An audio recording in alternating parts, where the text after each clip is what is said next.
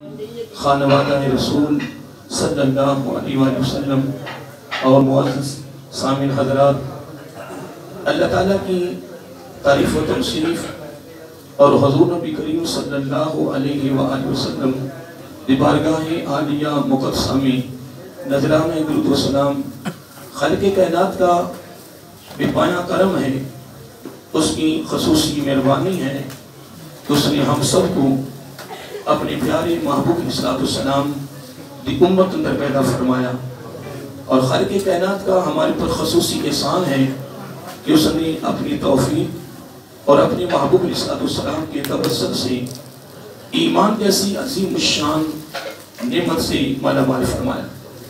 حضرات محترم، ہماری خوش نصیبی ہے کہ ہم پیارے آقا علیہ السلام کی آل کی شہزادوں کی بارگاہ میں ہفتہ وار پروگرام میں شریک ہیں۔ یقیناً الحمدللہ اس میں شک نہیں ہے، ایسے خوبصورت پروگراموں میں اور ایسی عظیم ہستیوں کی بارگاہ میں حاضری کا دینا یہ الحمدللہ ہمارے لیے گناہوں کا کفارہ ہے، ہمارے لیے بخشش کا ذریعہ ہے۔ بس اللہ تعالیٰ کی بارگاہ میں استدعا ہے کہ باری تعالیٰ اپنے محبوب علیہ السلام کے توسط سے ان عظیم لوگوں کے ساتھ اتباع کی صورت میں نسبت و ارادت کو مضبوط کرنے کی توفیق عطا فرما، اور ان کے نقش قدم پہ صحیح معنوں میں چلنے کی توفیق عطا فرما۔ خوش نصیب ہیں لوگ کہ جو اتباع کی صورت میں عقیدت رکھتے ہیں، یعنی ان کی زندگی کے مطابق زندگی بسر کر رہے ہیں، اس صورت میں وہ محبت کر رہے ہیں جس کو ہم عملی زندگی کہتے ہیں۔ یقیناً شاعر کی اصل میں خواہش نہیں ہوتی ہے، شاعر کی محبت بھی نہیں ہوتی ہے کہ میرے ساتھ عقیدت رکھنے والا، محبت کرنے والا میری زندگی کے مطابق زندگی بسر کریں۔ یقیناً ایسے لوگ اپنے شاعر کی نظر میں ہوتے ہیں، وہ خوش نصیب ہوتے ہیں۔ اللہ تعالیٰ ہمیں عمل کی توفیق عطا فرمائے۔ یقیناً اس میں کوئی شک نہیں ہے، آپ نے علماء کرام سے سن بھی رہے ہو، سنتے آ رہے ہیں، جب تک ہماری زندگی ہے ہم علماء سنتے رہیں گے، اہل علم کی بارگاہ میں جب ہماری حاضری ہوتی رہے گی تو یہ چیزیں وہاں سے ملتی رہیں گی۔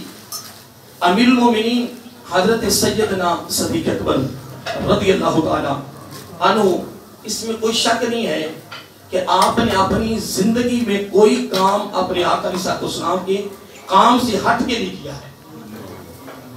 اگر آپ کے دور صدیقی چلتا رہا، مجلس شورا بیٹھی، کابینہ بیٹھی، اگر فلاں کام میں تھوڑی ترمیم کر دی جائے، اگر فلاں کام کس طرح کر لیا جائے تو اس میں کامیابی آئے گی، اس طرح ہماری روانگی ہو جائے گی، تو امیر المومنین رضی اللہ تعالیٰ کی بات اپنے دل کی تختی پہ لکھ لی۔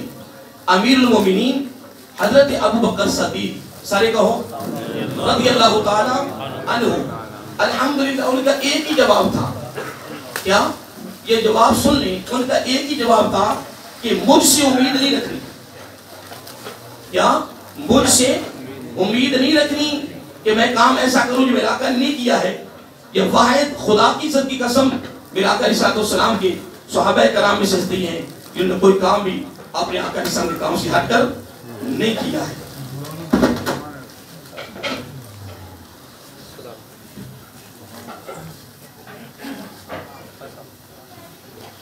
مثالیں بے شمار ہیں کثیر تعداد میں، لیکن صرف میں ایک مثال دینا چاہتا ہوں مختصر، کہ حضرت اسامہ رضی اللہ تعالیٰ عنہ کی زیر نگرانی ایک بڑا مشہور واقعہ، اور یہ تقریباً کوئی 7-8 ترک سے یہ واقعہ ملتا ہے، یہ مختلف طریقوں سے مختلف اس کے راوی ہیں۔ آپ کی نگرانی میں، آپ کی امیری میں آقا علیہ السلام نے ایک قافلے کو روانہ کیا۔ اس کے بعد آقا علیہ السلام تھوڑے شہید ہو گئے۔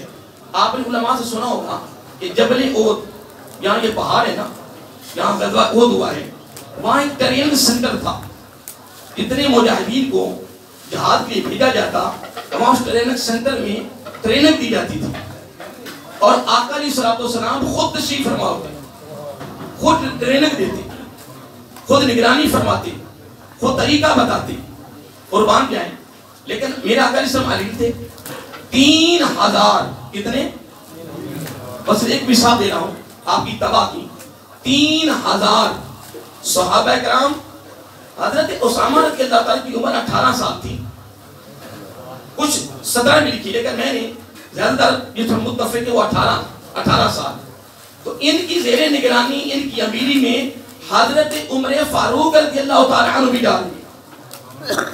باقی میں صحابہ کرام کے کیا نام لینا ہے کہ اتنے جلیل و قدر صحابہ بھی ان کی امیری میں جہاد کرنے جا رہے ہیں۔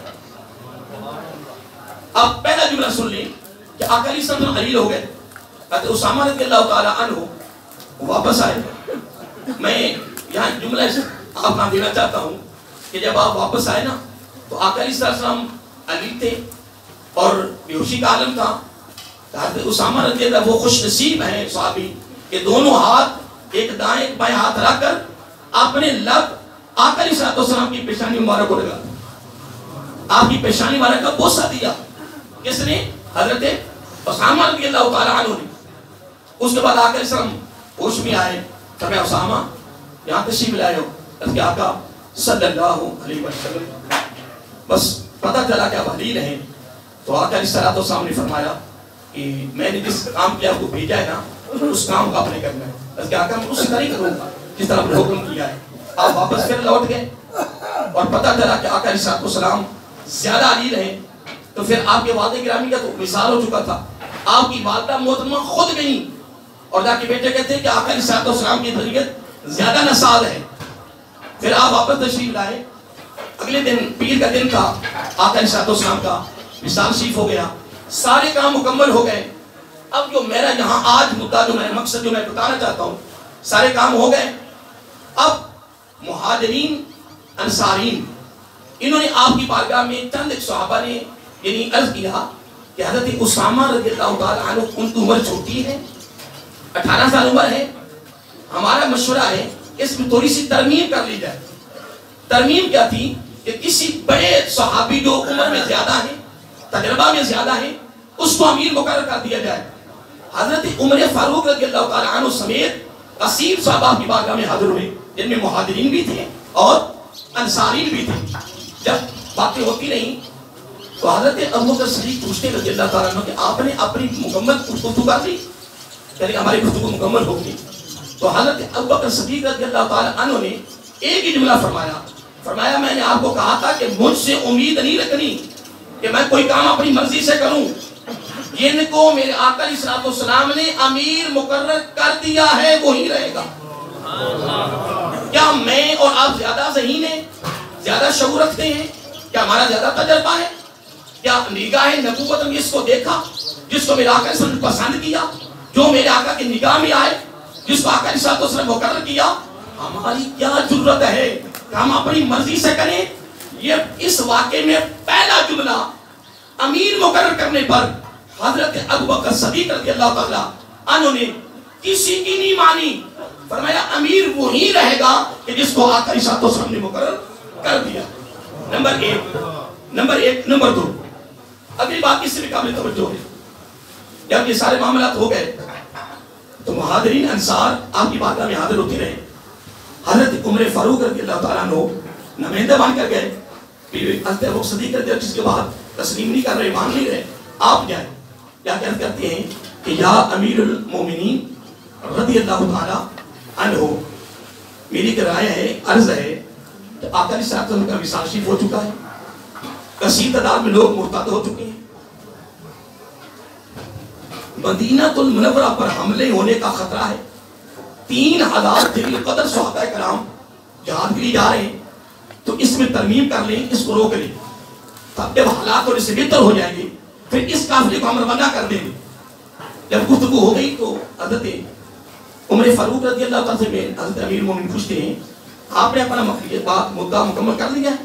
پہلے کر لیا ہے۔ مختلف روایت میں آتا ہے کہ حضرت ابوبکر صدیق رضی اللہ تعالیٰ عنہ جلال میں آ گئے اور آپ نے اپنے دست مبارک سے نا آپ نے داڑھی مبارک کو پکڑ لیا، فرمایا عمر رضی اللہ تعالیٰ کیا ہو گیا؟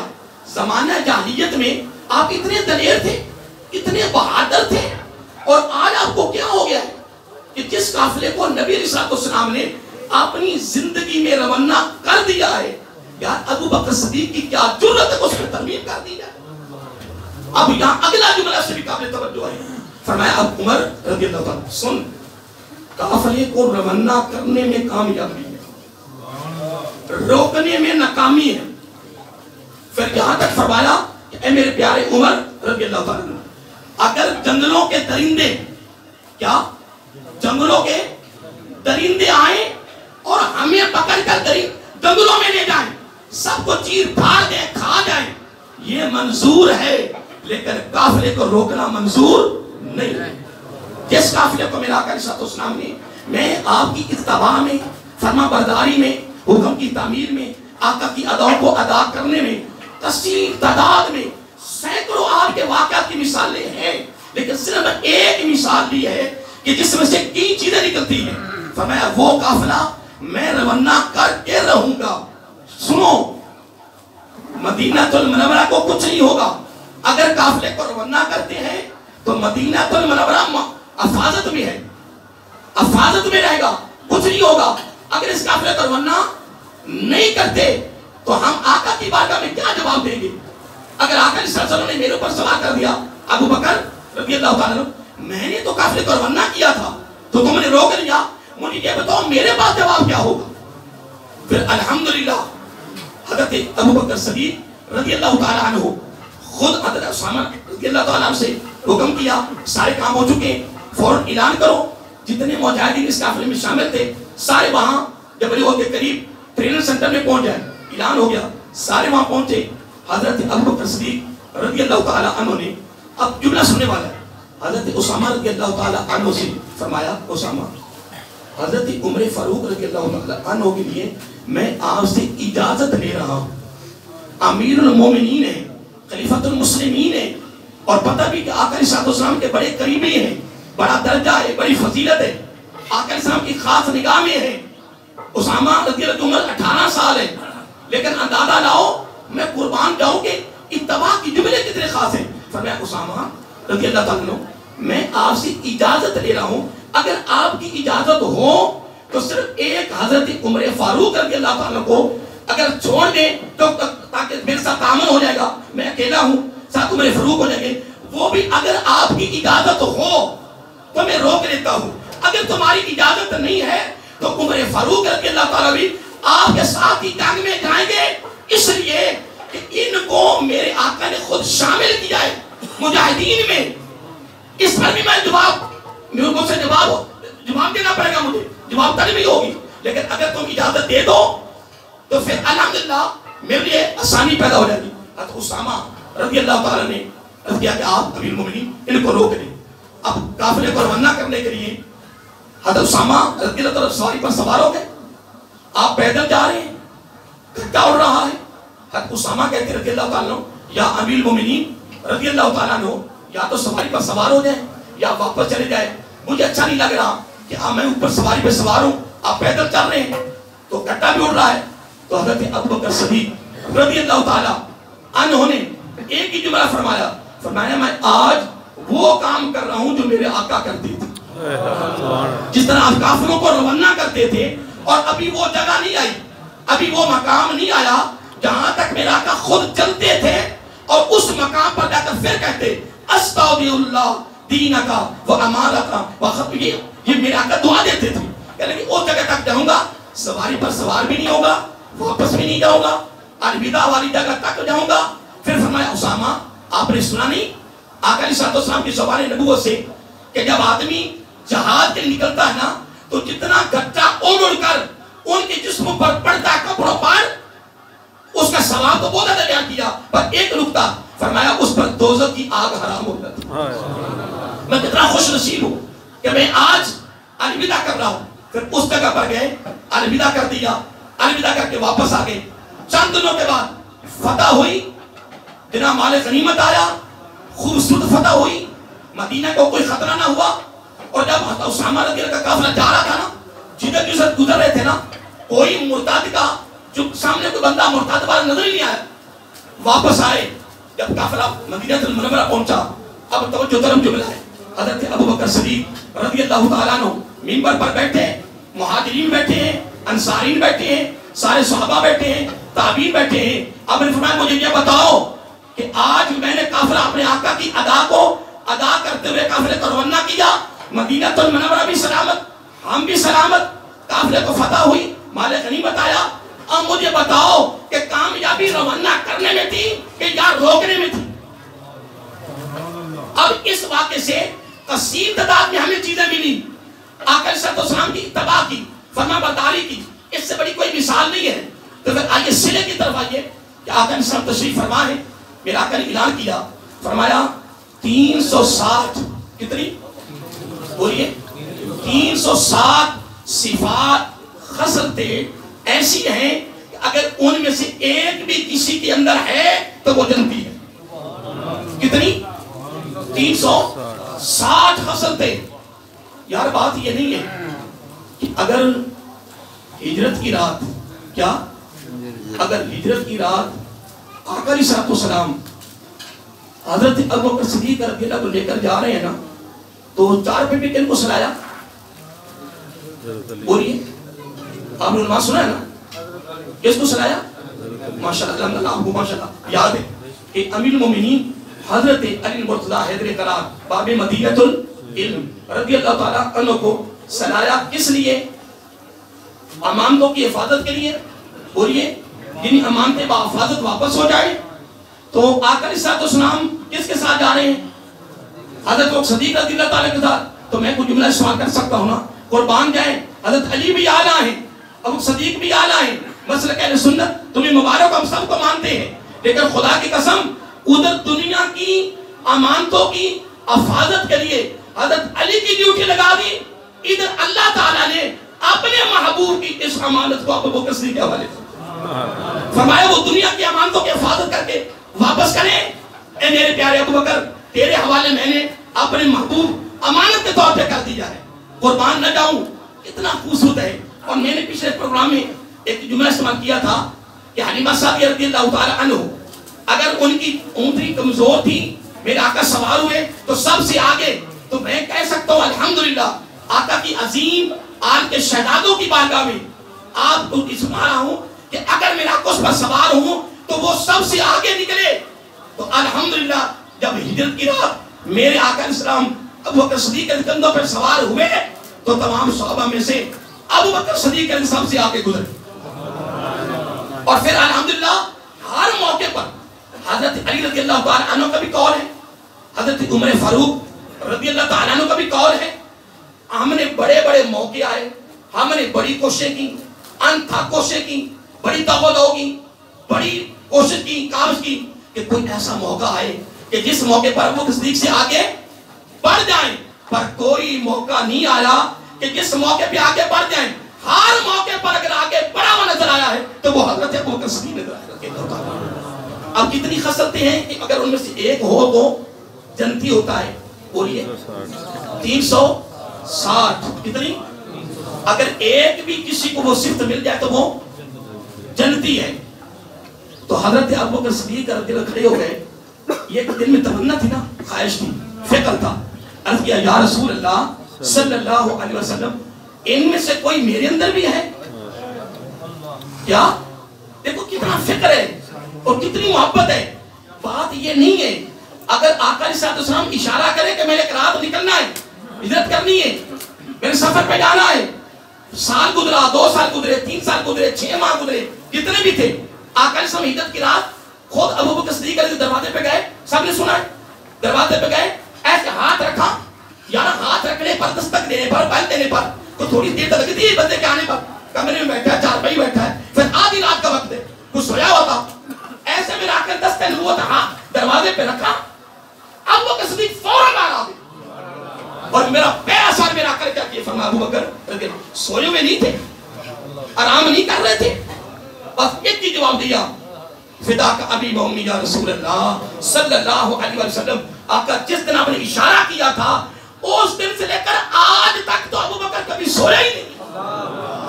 ابو بکر تو انتظار میں ہے، اسی دن سے لے کر دروازے کے ساتھ لگا رہتا ہوں. کسی وقت میں میرے آقا آ گئے، اگر تو سو گیا کہیں دور بیٹھا ہوا، اگر آقا کے آواز دینے پر، دستک دینے پر اگر لیٹ ہو گیا تو یہ گستاخی بے ادبی ہے. اے ابو بکر بس دروازے کے ساتھ لگا رہے، وہ دن آنے والا کسی وقت بھی میرا آقا تشریف لا سکتے.